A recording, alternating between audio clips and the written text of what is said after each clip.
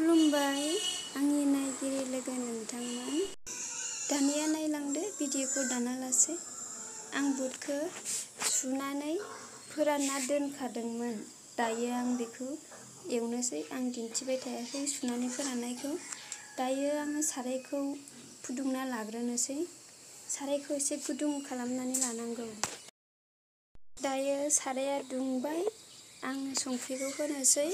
संख्रिखौबो दसे गुदुं जाजासे एवबाय थानांगौ आरोना। दसे एवनांगौ संख्रिखौ। आरो आंनि भिडिअखौ जाय नायदों बिथांमोनहा नायनानै मोजां मोनोब्ला साबस्क्राइब खालामनो दाबाव, लाइक खालामनो दाबाव आरो माबायदि मोनदों कमेन्ट बक्सआव खिन्थाहरनो दाबाव दै। हारसिङै केमेरा खेबनाय बानायनाय बिराद उसुबिदा जायो आरो आखाइयाबो रुबायो। बेखायनो आङो खिन्थाजोबनो हाया भिडिअखौ। माने आं दोनथ'नो गोनां जायो। दा आं बुटखौ होबायानो, आं खिथानो हायासै होनायखौ। दा बुटखौ होबाय आङो।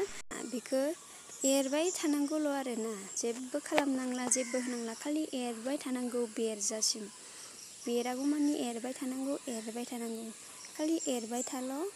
आं बांद्राय गोबाव लायो एसे टाइमा। आं दिन्थिजोबनो हायासै। माने आंहा बिराद आखाइबो रुबायो। माने हमबाय थानाया हारसिङै बानायनो एरनायाबो आरो हमथानो गोनां जायोना, नङाबा गोलैलांगोन। बिनि थाखायनो आं खिथाजोबनो हायासै लोगोफोर। नोंसोर खालि एरबाय थाल', एरबाय थाबानो बियो हारसिङैनो मोनसे मोननै बेरनानै गासिबो बेरजागोन आरो। दा आंनिया बेरहांबायानो एसे मोनसे मोननै बेरहांबाय, बेरबाय थालांगोन आरो गावनो न'। आरो आंनिया साराया गोदानसो, माने दिनैसो फार्स्ट बेखायनो बाहायदों आङो। आं नाम्बार थाम्बारबो होखायालासिनो बानायनाय जादों। बेखौ एवनाय जादों।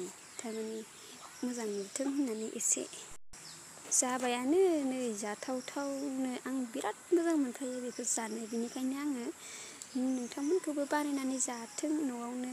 दाथ' जों जेरावबो मोननो नागिराना, खाथियाव दखान गैयाब्ला। बेनिखायनो आं दिन्थिनाय जादों। जाबाय दानिया आंनिया। नोंथांमोनहाबो जानो लुगैबायबा खिन्थाहर। ना जानो लुगैयाखै? मोनबाय दै लोगोफोर, मोनबायानो आंनिया जाबाय। जि मोजां जाथाव बेरग' बेरग' जाखायोलै सयथिबो। दिनैनि भिडिअखौ बेखिनियावनो दोनथ'बाय। बाय।